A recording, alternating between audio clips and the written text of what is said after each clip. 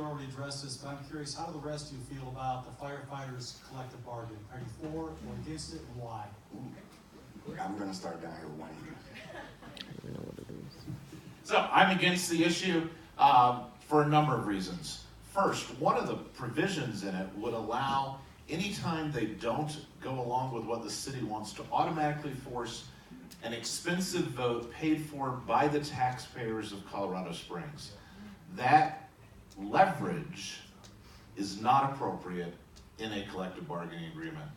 I do not believe it is right to favor one group of employees or one group of budget needs within the city over others.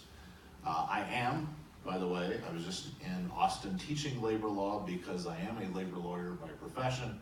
It is not a positive thing. You look at what just happened in Denver, where people went on strike, and there are, yes, government unions that have gone on strike in violation of laws that say they can't do it. I do not believe it is in the best interest of the taxpayers. I do believe City Council has an obligation to make sure we fund the firefighters at an appropriate level, and I will work to do that, but this issue is not the answer. I think we can all agree that we all love our firefighters. They need to be paid appropriately. They need to have the appropriate equipment. We've seen the devastating effects of fires in this community over the past 6 years. It is horrible what happens when fires come through, and they need to be paid appropriately because they are protecting us. That said, I am not for this, for issue 1. It gives the ability to a union official to hold the city hostage over a $500,000 ballot initiative every single time they disagree with the city. So we do need to pay them appropriately, and the city has done great things over the last 4 years to make sure that they're being paid appropriately. They've gotten 16% raises over the past 4 years. We are buying new equipment for them. All of these things cost money, but as we all know, city budgets are a zero-sum game. If we give more money to the firefighters, it's got to come from somewhere else. So we don't want to let a union official hold us hostage while we make those important decisions. I, like you, love our firefighters and our police officers. And the quick history is they came to us and asked City Council to put this on the ballot. They could not get 5 votes on City Council to do that, so they got 26 or 28,000 signatures. And so it's the only issue that you will look at on the ballot that's going to be sent out this Friday. I am opposed to collective bargaining. I've talked to the firefighters about why they think they need it. They think they need it because in the future there may be council or mayors that won't give them a seat at the table, but the current council and mayor do. The other reason this is so inappropriate is if it goes to firefighters, like Wayne says, it should go to police officers, it should go to city employees, it should go to utilities employees, and then we would be a unionized city. Well, I come from a different school. And the school was, I was a firefighter in Birmingham, Alabama for 12 and a half years. I dealt with administrations as they changed, and they decided that we weren't worthy, but some other group was. The collective bargaining only means that you get a second opinion. It doesn't mean anything else. In this particular environment, what it forces is, or allows for you to vote on whether you agree with what they're doing.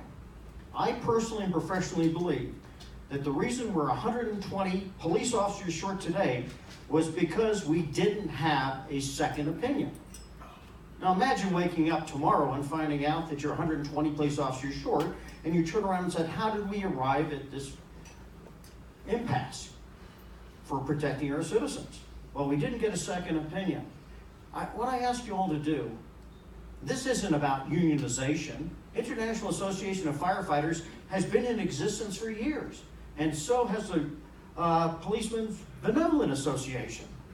They're organizations who support their people. Give them a break. Let them have the right to collectively bargain and get a second opinion so we can hear what that opinion is, other than from somebody who tells us, oh, by the way, we don't have the money and we're not going to ask the people for it. Thank you.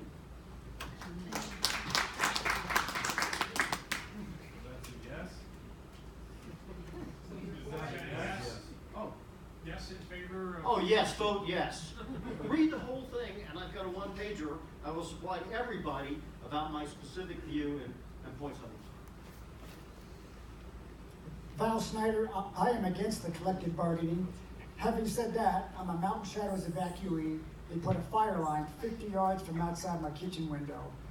My HOA lost 140 homes, so I'm indebted to this fire department. It almost makes me cry to think about it, and I think I am. But being a former councilman, we're going through the budget process. I don't want to have to play favorites. I don't want to have to work with the mayor and my other 8 councilors and try to figure out how to give somebody more influence than all the rest of the departments. I want to take the money that we have and apply it as equal as I can against all the departments of the city. So I am not for the collective bargaining. So again, I'm Gordon Klingenschmidt. I sort of addressed this question, but let me go a little deeper. How many of you are aware that our mayor, God bless him, earns 30% more than the governor of Colorado? Wow. The pay chart is out of control. I would go without salary. City council used to be a voluntary position for 100 years in this city. Why any salary? Instead, they want to. Some people are proposing to pay us $50,000 for a part-time job. I say no to that. I fully respect and I have deep appreciation. Listen, my charity supported the victims of the Black Forest Fire, but I didn't do nearly as much as our firefighters did.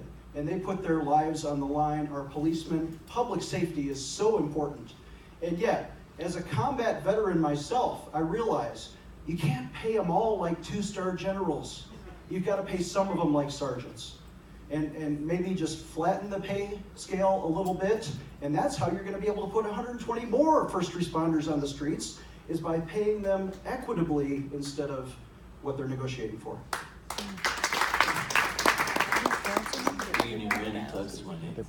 I think what Bill's comment just a minute ago was spot on.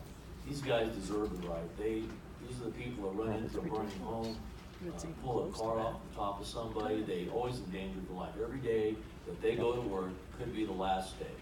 So we need to respect the fact that there needs to be a decent pay scale for these people. I've seen these starting wages, and believe me, they're not great.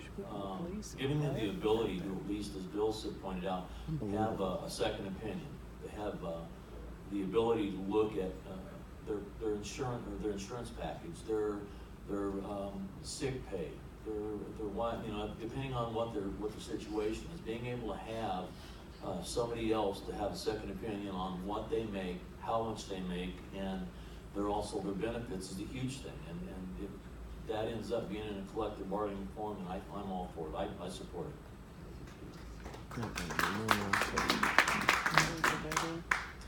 So our firemen protect and serve, and yes, their pay should be equitable. However, this is an issue that's on the ballot, so we, the people of the city, will be able to vote on that, because I am only one person, so that's my take on it. Collective bargaining is about power, and it's one of the reasons why they've not let physicians collective bargain, so to speak, is because it poses a public health threat. If doctors were to walk off the job or to demand more pay, we would be in a serious position as a country. So I don't support collective bargaining, because I think that, I agree that it would hold our city hostage until we said yes. Thank you. Okay, Helen, if you can come join.